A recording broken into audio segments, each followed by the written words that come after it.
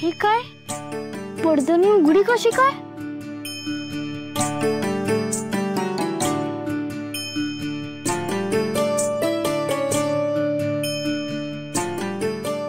काय रे विठुरा, झोप येत नाहीये का?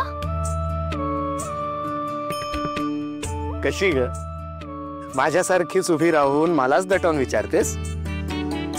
अशी कशी झोप येत नाहीये? शेजारती तर म्हटली होती ना. बघितलंस, तुझ्या या हक्काने विचारण्यात काय काय सुख आहे म्हणून सांगू. किती सुंदर सुगंध आला फुलांचा.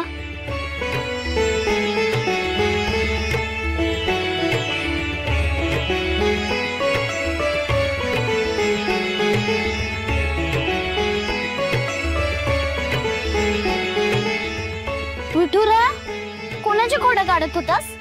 खोड्या नाही ग, पण रखुमाई रुसली अगं माझ्यावर भांडून.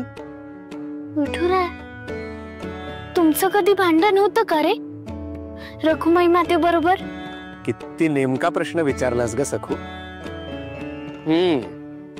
हा तुझ्या उमाई आणि शिवप्पा मधील भांडणामुळे पडलेला प्रश्न आहे, हो ना? विचार करू दे. बघितलंस सखू, अगं तुझ्यामुळे मलाही नवीन दृष्टी मिळाली.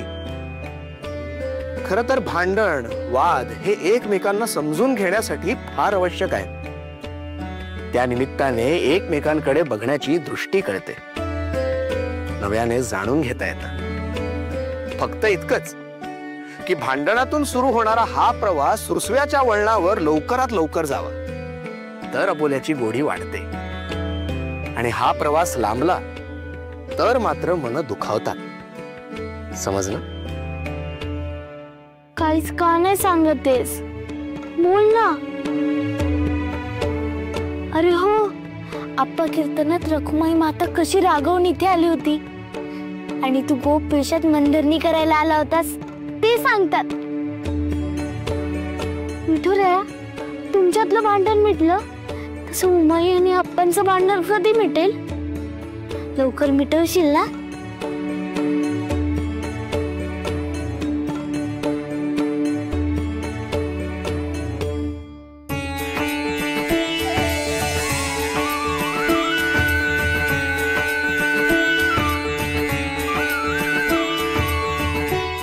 विठुरा, तू माझ्या डोक्यावर फुलं उधळलीस? ए पुरे, तुझ्या कारण नाही, तुझ्या डोईवर मी फुलं उधळली. पांडू, तू एवढ्या रात्री इथे कसा आलास? रात्र? अगं पुरे जागीवर रात सरली, कोंबडा रावला कधीच.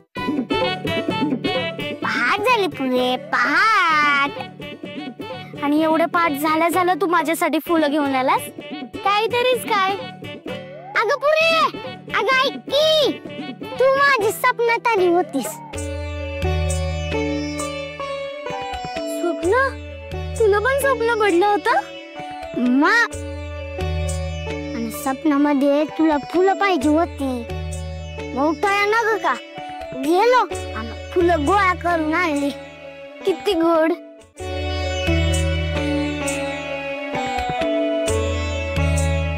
किती प्रसन्न वाटलं रे पांडू. आता वाटलं, पण मी आलो तेव्हा तेवढी रडविली का झाली होतीस? अरे, उमाई आणि आप्पांच्या भांडणाबाबत सांगू का पांडूला? पांडू, तुझे आई आप्पा कधी भांडतात का? आता कळलं. म्हणजे तुझे उमाई आणि आप्पा भांडलेत ना, तेव्हाच पहाट तुझ्या काळाच्या पायाला धरून आहेस ना? ही गोष्ट हसत हसत कशी काय विचारतोस रे पांडू? जीवाला काहीच वाटत नाही का तुझ्या? मी तर घाबरूनच गेले त्यांचं भांडण बघून. माझ्या आई आप्पा कधीच भांडत नाही रे, पहिल्यांदाच बघितलं मी. आज तुझी माझे बाळ बा जेव्हा तेव्हा भांडतच असतात. माझा आजा म्हणतोय पुणे समजे नवरा बायको भांडतात, तेव्हा तुझे आई आप्पा भांडले तर काही नवल नाही. पुरे मला तर लईच मौज वाटती. माझ्या बाण माईचं भांडण झालं की. तुला मौज वाटते? बरं आहेस ना तू पांडू? काय माहितीये का पुरे, माझी माय जेव्हा भांडती ना तेव्हा जेवण लई जाक आणि चमचमीत करती. म्हणजे रोज एक भाजी करत असन तर भांडली का नाही 2-2 भाज्या करती. माझा आज म्हणतो राग तशी जाळ भाजी. शानाच के रे, तुला त्यांच्या भांडणाचं काहीच वाटत नाहीये. चमचमीत भाजीचीच पडलीये तुला. पुरे तुला काही कळत नाही ग, नवरा बायकोचं भांडण काय टिकणार नसतंय. जाळ होतो, दूर होतो आणि मग नुसतं भांडण. त्याच काय बी मनावर घ्यायचं नसतं. अगं मी तर हात जोडतो की यांचं भांडण रोज होऊ दे आणि मला चटकदार खायला मिळू दे. म्हणजे आई आपणचं पण भांडण मिटेल? मग मिटणारच. माझा बाळ काय म्हणतो माहितीये का, बाय माणूस म्हणजे नुसतीच दुमसत बसते, बोलतच नाही. पण कडकडून भांडण होत ना मग तेव्हा ती मनातली गाठ बरोबर सोडते आणि मग गाठी सुटल्या तर समजा वाढ होत बघ. असेल, पण उमाईला किती त्रास होतोय. अगं तुला सांगतो काय मी पुरे, मनात साचलेली आग बाहेर पडताना चटका तर बसणारच ना, पण ती बाहेर पडली ती जायला येड नाही लागत बघ. मग तेच एकमेकांना फुंकून घालतात. आपलंच बघ, आपण मैत्र बी भांडतो की, पण किती वेळ टिकते आपली कट्टी? जेमतेमच. मग बट्टी घेतली लय भारी वाटत ना. हो, मग तसंच त्यांचं बी होतंय. हो ना, मग ठीक आहे, आता माझा घोर कमी झाला. मग काय सांगत बसती, त्याच्या परीस तुझ्या पांडूला सांगत तुझा घोर. बघ की मी करतो का नाही.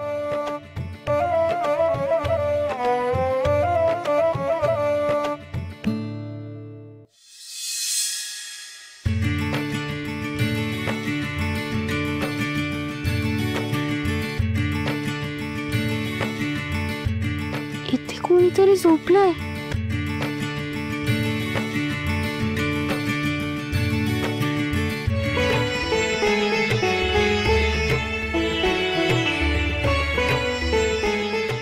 लखुमाई, लखुमाई इथे. अहो अहो अहो उठा ना.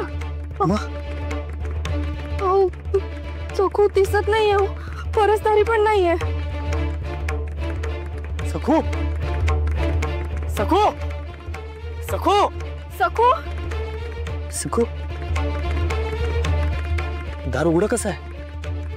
याने घाबरू नका, रावळत गेली असेल.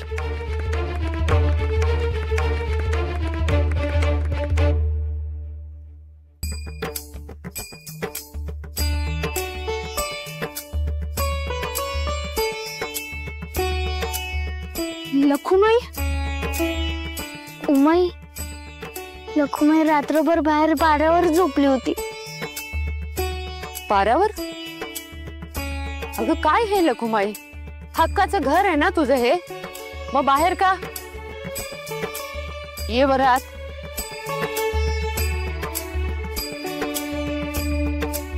या.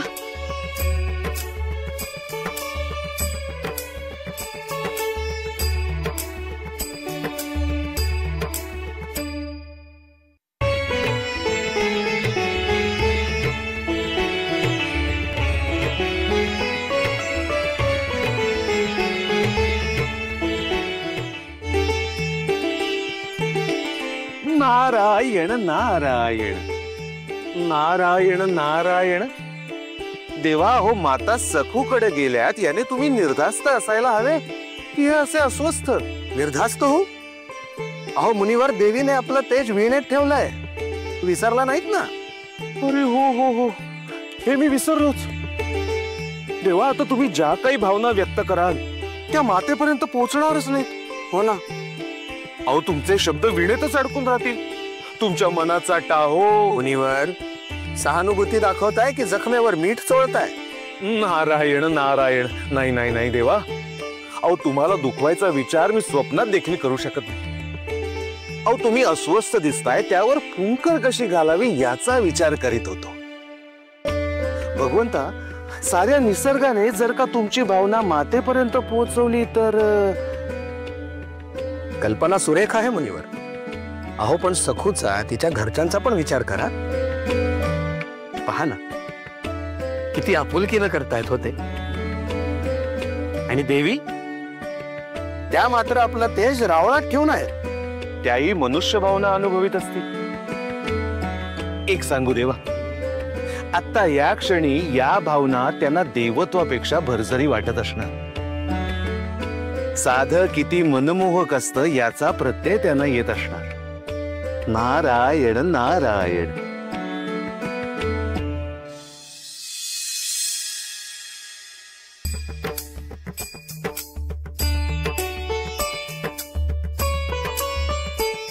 किती दिवसांनी असा मायेचा हात फिरतोय. काय ग, कारभाराशी भांडून आलीयस ना?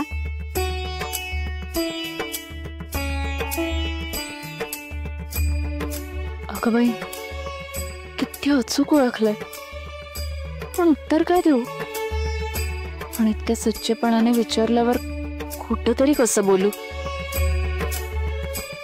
पण मला एक कळत नाहीये, तू आम्हाला पणा पाजून गेलीस, मग घरी कधी गेलीस, तिथून परत कधी आलीस, आणि भांडण झालं तरी कधी?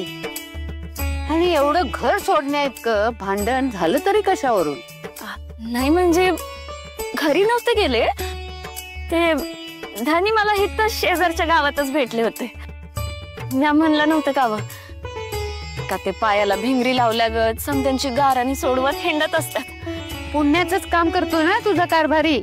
अहो पर जगाची उस्तरवार करताना आपलं लग्न झालंय, आपल्याला बायको आहे, तिच्या बी मनाला काही दुखत खुपत असेल, तिचं बी काही गारानं असेल, हे इसरूनच जायचं का?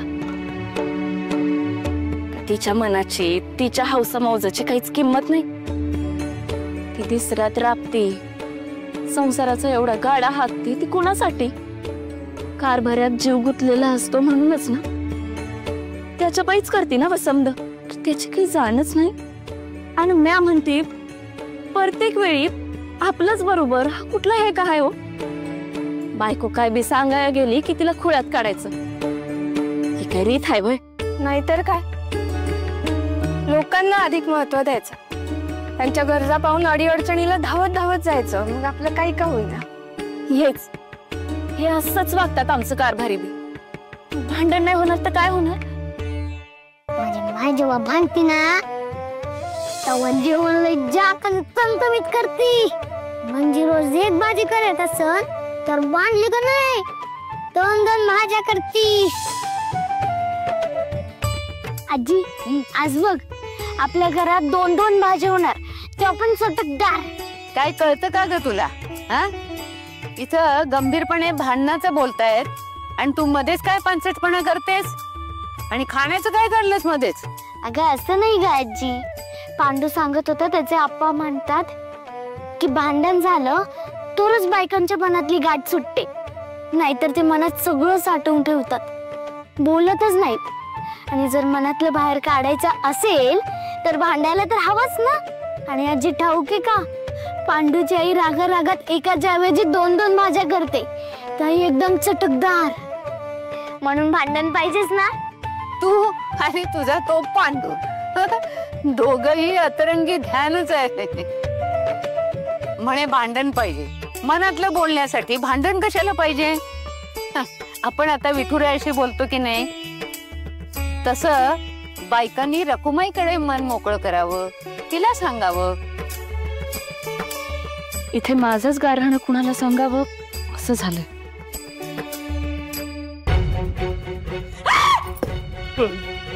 तो सांड आलाय का ग? किंचाळतेस कशाला? नाही नाही, मी पडता पडता वाचले. त्या म्हातारे तुमच्या सासऱ्याला सांगू द्या, आम्हाला सांड बिंड बोलायचं ना. म्हणून कोणाला काय पण काय बोलतोय म्हातारा तो? तुम्हाला काय खूळ भरलाय का? तुम्ही काय करताय इथे? तुमच्या कानातल्या कुड्या घ्यायला आलोय. द्या कुड्या द्या. आणि आम्ही दिलेलं नाही, तुमच्या कुड्या द्या आम्हाला व्याज म्हणून. का? एक काम पुरं होत नाही तुमच्या ना. हळदी कुंकू झालं कसं? मोठ्या तोरा सांगत होता हळदी कुंकू होणार नाही, आम्ही होऊ देणार नाही म्हणून. कसं झालं हळदी कुंकू? डाव काय तुमचे नाही फसले? मला बोलताय ते? मोठ्या गावातल्या सगळ्या कैऱ्या गोळा करून तडवून ठेवल्या. काय झालं? आणल्यास ना त्या कार्ट्यांनी? हो मामी, आमच्या सकुला नाव ठेवायची नाही सांगत होतो. तिनं तुमचं नाक ठेचलंय. उगाच तोंड वर करून आमच्या सकू बद्दल बोलायचं नाही, तुमच्या बद्दल बोला, नाही तर कुठे चला. अहो आमचं तुमचं काय करताय? सखू माझीच भाची आहे म्हटलं. आपण एकच आहोत. आणि हळदी कुंकवाचं म्हणाल ना तर मी खूप प्रयत्न केले हो. अगदी ठाण मांडून बसले होते तिथे. पण आपल्या सखूमुळेच हळदी कुंकू झालंय. मुद्दा तोच आहे. झालं ना हळदी कुंकू झालं ना.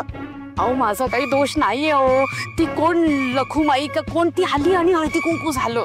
ही कोण लखुमाई? कुठून आली? काय करते? बातमी काढा.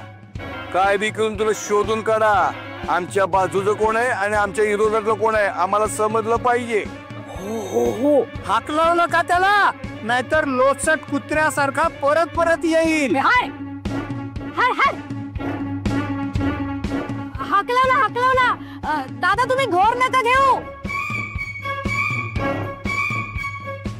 आम्हाला हाड करताय. मामी आम्हाला हाड करताय तुम्ही. ऐका मी सगळ्या बातम्या काढून तुमच्याकडे घेऊन येते. आता तुम्ही निघा. हे महाजन हाड. आजी पण विठुरायाला सांगितलं तरी चालेलच ना? तो सांगेलच की रखुमाई मातेला. माझा विठुराया रखुमाई माते बरोबर सगळ्या गोष्टी वाटून घेतो, सगळं सांगतो तिला. त्याचं प्रेम आहे ना रखुमाई मातेवर. तेच बघून जनता मंडळी काय म्हणतात, बाप रखुमा देवी बरो असंच म्हणतात ना. मला तर वाटतं त्यांच्यामध्ये कधीच भांडण होत असेल.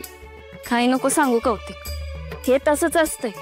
लोक यांना देव माणूस मानतात, ज्याचं जळतंय त्यालाच कळतंय. रखुमाई तुम्ही माझ्या विठुराया आणि रखुमाई मातेसारखं का नाही वागत?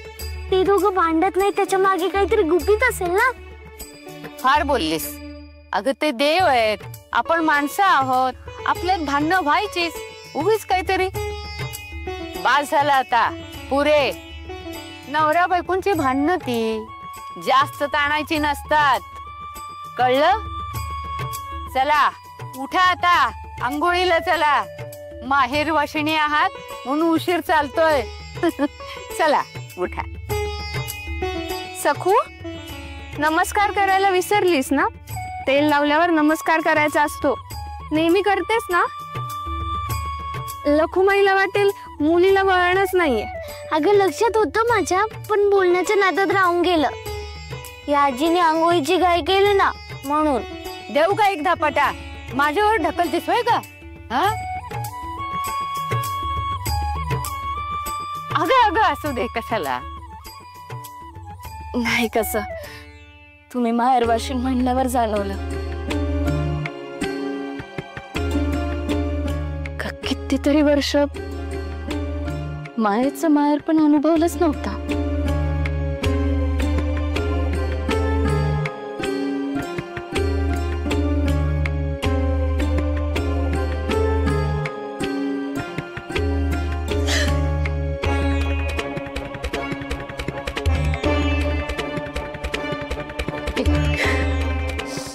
रडून घे.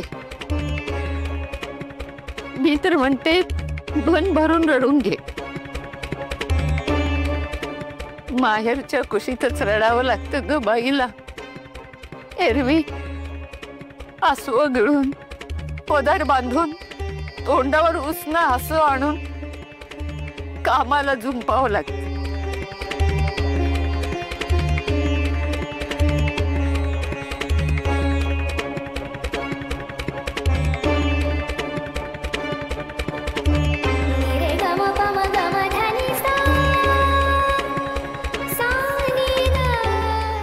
नका ना रडू, मला पण उगाच रडू येईल.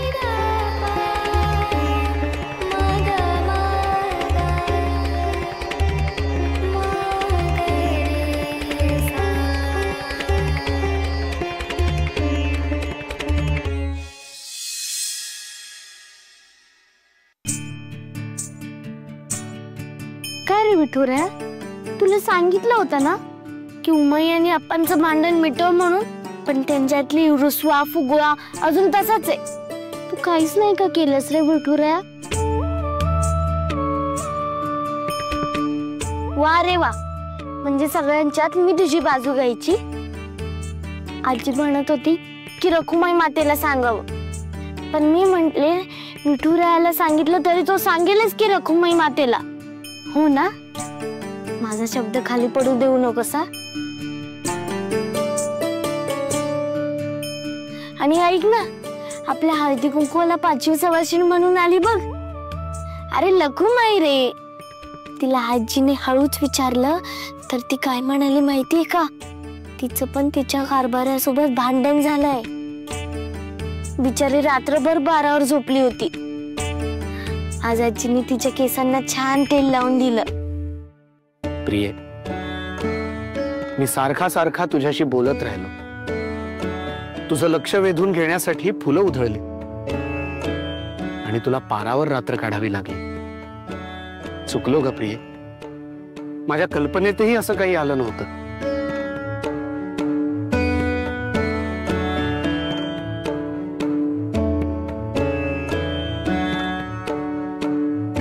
आणि उमाई आणि आप्पांचं भांडण मिटवशील तेव्हा लखुमाईचं आणि तिच्या कारभाराचं भांडण मिटवायला विसरू नकोस. अरे काल इथे तुझ्या समोर लखुमाई मामीला काय सांगत होती आठवतंय ना? आमचा कारभारी साऱ्या जगाची चिंता वाहतो, साऱ्यांची दुःख निवारत, पायाला भिंगरी लागल्यावर फिरत असतोय माझा कारभारी. म्हणजे काल कारभाराविषयी कौतुक होतं आणि आज आजीला सांगत होती की माझा कारभारी माझ्या मनाची दखलच घेत नाही, त्याला जाणच नाहीये माझ्या दुःखाची. म्हणजे पांडू म्हणत होता ते किती बरोबर म्हणत होता ना? भांडण झालं तरच बायकांच्या मनातली गाठ सुटते, सगळं मला चाचलेलं बाहेर येतं. हो ना? बर, आता लवकर लवकर घास घे बघू. मला आज लखुमाई बरोबर राहायचंय ना, नाहीतर तिला एकटं वाटेल, म्हणून मला तिच्या बरोबर राहायलाच हवं. चल तू लवकर लवकर घास घे. सखू, तू रोजच्या सारखंच लोणी भरवलं, पण आज माझी थट्टा करायला माझी प्रिया नाहीये ग इथे. आणि जोवर माझी प्रिया खात नाही तोवर मी सुद्धा हे लोणी खाणार नाही. ऐकतेयस ना प्रिये? मी आजही तुझ्यासाठी थांबलोय.